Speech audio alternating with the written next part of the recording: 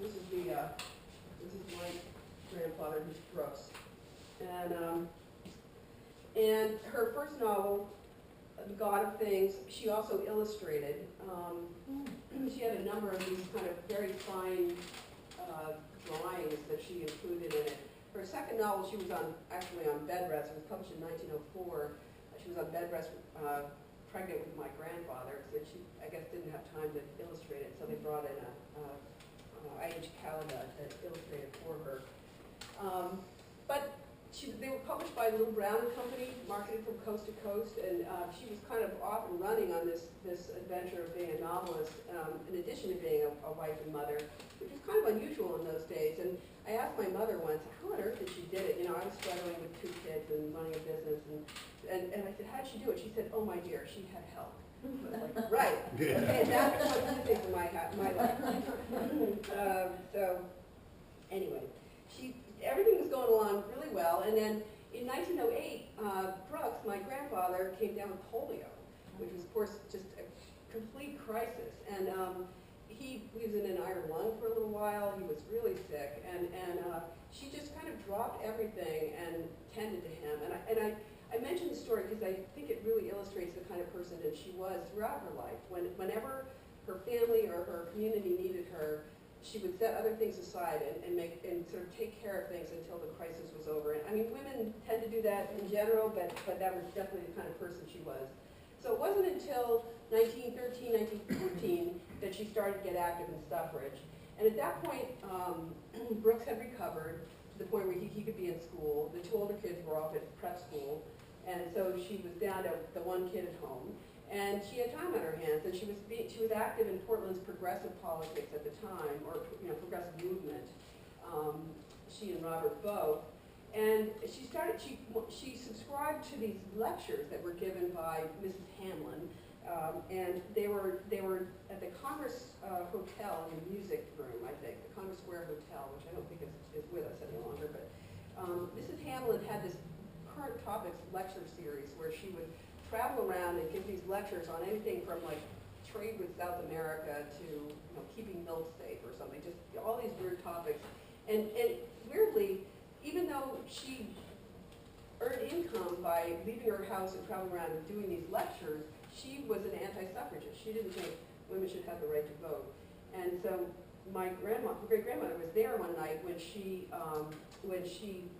was giving this lecture about how women shouldn't vote. And Florence is thinking, they can vote on squirrel. I mean, they set squirrel up from the beginning so women could vote on an equal basis with men within the association. And they can vote in other states, and they can, I can be a novelist and I can do all these things, but I can't vote. I mean, it's ridiculous. And so she didn't really have the arguments at hand to argue with Mrs. Hamlin at that time. But she said, I'll tell you what, I'm going to go off and I'm going to study this for 6 months, and I'll come back and debate you. And that's what they did. Hey, just a very quick question. I don't understand what the logic of women not voting would be. Do you know what that was? Well, it depended a little bit on who you talked to, but it was things like, the women's places in the home, and that politics was dirty, so they would soil themselves somehow if they went in and got involved with politics. And also that they were well taken care of by their husbands or their fathers or their sons, or and why would they need to vote? Because they could just ask and everybody knows that men can't refuse women when they ask them a certain way, so that things like that. So anyway, that was what got her excited about suffrage, and by the time she was through researching it, she had decided to give up everything else and just devote herself to suffrage. And several years later, a reporter asked her why she was focusing so completely on suffrage, and she said, because I believe that the work I do for suffrage is 50 times more valuable to the community than 10 times the work on charities or any social work would be. And she said that charities don't get at the root of the ills, that low wages that force families to go hungry, or women to go out and sell themselves, and prostitution. The easy availability of liquor meant that men would drink their paychecks instead of bringing food home to their kids. poor sanitation, things like that. And she said, when women do vote, they won't be satisfied to skim the top of the pool of social corruption any longer, but they will pave it with clear cobblestones and put a drain through it and connect the source with a bubbling spring. Women are the conservers of the race, and men are the consumers. So she had a lot to do. Yeah. So here she is, 1913, 1914. So in Maine, she joins the Maine Woman Suffrage Association, which is affiliated with something called the National American Woman Suffrage Association. So that's the national umbrella group. Now, NASA favored a state-by-state approach to winning suffrage. Getting a federal amendment through Congress had been a strategy of theirs, but very secondary, maybe even tertiary or lower. There's a famous story around 1912 or 1913 that they had budgeted only $10 to do the congressional work, and the woman who was leading it returned change at the end of the year. So that sort of gives you an indication of how much time they were spending on that. And they were also very non-confrontational. They were non-political. They accepted incremental progress toward suffrage. And they definitely didn't want to get men riled up. And their presidents were Dr. Anna Howard Shaw and Carrie Chapman Catt.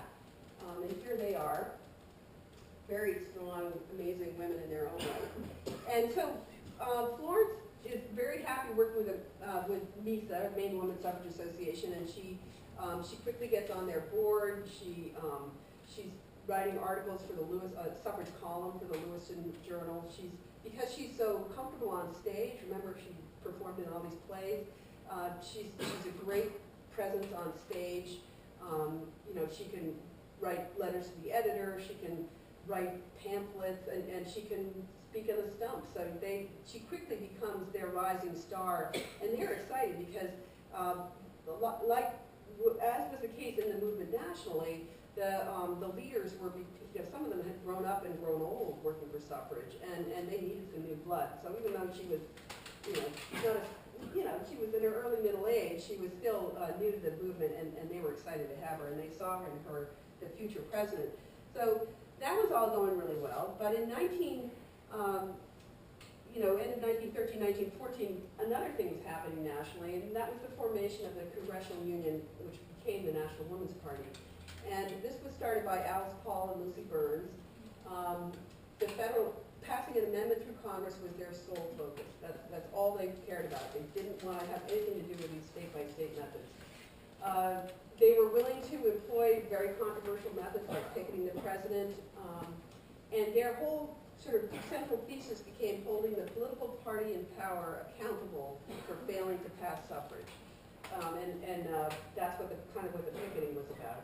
But they also were going to use the votes of 4 million women who had already won the vote through state referenda in the western states. They were going to use those votes to vote against the party in power. Happened to be the Democrats. It was President Wilson, Woodrow Wilson, and Congress. Both houses of Congress were held by the Democrats. So in 1914 and again in 1916, they campaigned in those western states and asked women and men to vote against the Democrats because they kept us out of suffrage. And they wanted suffrage now. Forget this incremental stuff. This had been going on for a long time now, and they were sick of it. They wanted to get it done. And so here's Alice Paul and Lucy Burns, and you can sort of see, these represented the young faces and the young people that the movement sorely needed. And when you look at, go back and forth and say, well, which of these today would be more likely to use a social media strategy, for example? They had some different ideas about how things should happen. And and both of them had worked in England with the Pankhursts, who had pioneered a lot of these more, militant methods. They were actually much more militant in England. They broke windows and bombed things and set things on fire. And Alice Paul, and I can't remember if Lucy Burns had as well, but had been jailed and had gone on hunger strikes and been force-fed while she was in England. And they brought these tactics to the U.S., but very gently at first. They didn't want to rile the National American Women's Suffrage Association, so they didn't start off at all belligerently. Yeah. Hey, we're not supposed to ask questions. They were dealing as well with World War I. Not yet.